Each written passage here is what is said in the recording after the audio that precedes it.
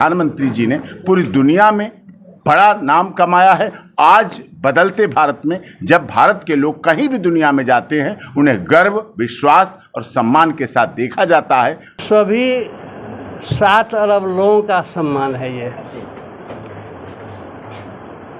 और इतनी बड़ी कार्यक्रम करना न अभी तक कोई राष्ट्र किया है, न कोई देश किया है, न व्यक्ति किया है। और इस कार्यक्रम का शुरुआत हमारे महावीर प्रसाद जी अंतर्राष्ट्रीय जुड़ने के कारण सिर्फ भारत ही इसमें रहा, भारत ही इससे संबंधित है ऐसी बात नहीं है, क्योंकि अंतर्राष्ट्रीय हो गया तो कोई दूसरा राष्ट्र भी जरूर आएगा। दूसरी राष्ट्र में अभी तक इस संस्था को 22 राष्ट्रों ने समर्थन दिया है, और उस समर्थन के साथ साथ भारत का जो सबसे पड़ोसी और सबसे मित्र राष्ट्र जो नेपाल रहा है और भूटान रहा है, ये राष्ट्र हम लोग इससे अंतर्राष्ट्रीय समरसता मंच का समर्थन करते हैं। और आज का जो ये कार्यक्रम है संयुक्त राष्ट्र संघ में भारत को स्थान दिलाने का, उसमें हमें लगता है हमारे पड़ोसी, भारत के पड़ोसी नेपाल और भूटान राष्ट्र का पूर्ण समर्थन है हम लोगों का, ऐसा मैं सोचता हूँ। देखिए, जो ये आप लोग का हमारा ये अंतर्राष्ट्रीय समराष्ट्र मंच है, ये बहुत बड़ा मंच है, और इससे जिसको भी अभी ऑनर कर रहा है और जिसको भी स्वागत कर रहा है और जिसको भी समर्थन अथवा सम्मान दे रहे हैं, ये बहुत बड़ी बात है। मैं ऐसे सोचता हूँ, क्योंकि इसमें हम लोग जुड़ना चाहिए, इसमें हम लोग समर्थन देना चाहिए, हम लोग सभी को इसमें मिलना चाहिए। इसीलिए तो इसी कारण से हम लोग आगे बढ़ सकते हैं। इसको हम ये जो भी समराष्ट्र है, अंतर्राष्ट्रीय समराष्ट्र, इसको हम लोग दिल से अंदर से इसको बुझना, इसको लेना पड़ेगा। और ये हम लोग भारत के लिए और ये मुल्क के लिए ये बहुत बड़ा काम है। सो मेरे हिसाब से हम सब एक होना चाहिए, मुल्क एक होना चाहिए, और हम लोग को इसमें समर्थन देना चाहिए और भारत को आगे बढ़ने के लिए करेज देना चाहिए। राष्ट्रीय समरसता मंच ने जो पूरे देश के सेवा करने वाले लोग हैं विभिन्न क्षेत्रों में, उनको सम्मानित करने का काम कर रहे हैं,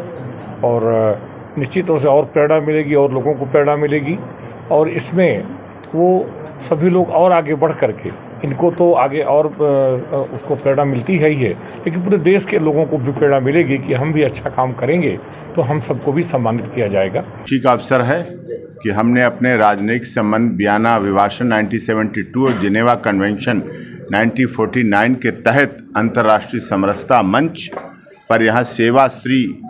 के माध्यम से 192 राष्ट्रों के राष्ट्र ध्वजों का नागरिक अभिनंदन कर रहे हैं।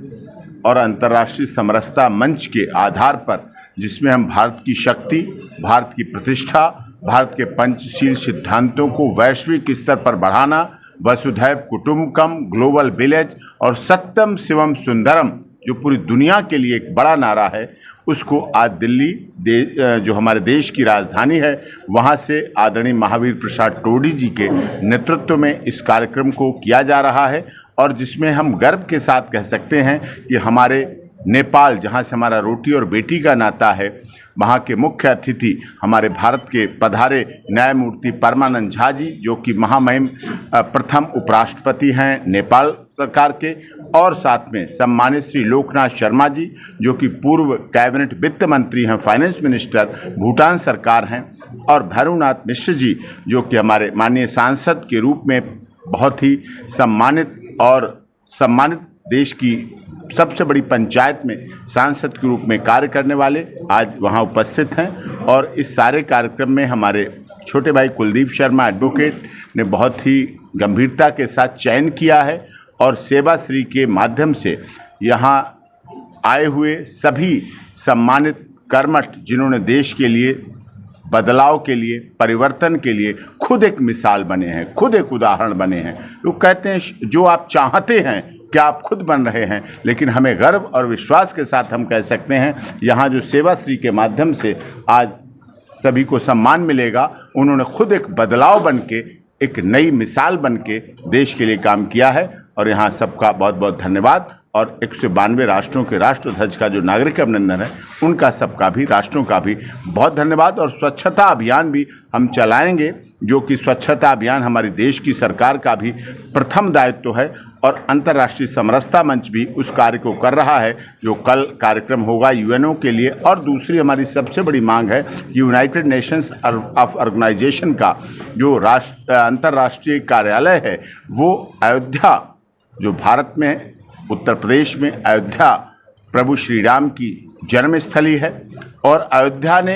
एक समय में पूरे दुनिया में शासन भी किया है और अच्छी राम राज देने का काम किया है। राम राज से बड़ा अच्छा कोई शासन नहीं हुआ अभी तक, तो इसीलिए पूरी दुनिया के लोगों को, देशों के राष्ट्राध्यक्षों को अयोध्या जब वो आएंगे यूएनओ के प्रमुख कार्यालय के रूप में, तो उन्हें भी एक समरसता का जीता जागता सबूत अयोध्या में प्रभु श्री राम के, लक्ष्मण के, भरत के, सीता के चरित्र से, दशरथ से जीवन में देखने को मिलेगा, सीखने को मिलेगा। स्थापना दिवस के पर्व पर 23 और 24 तारीख को अंतर्राष्ट्रीय समरसता मंच द्वारा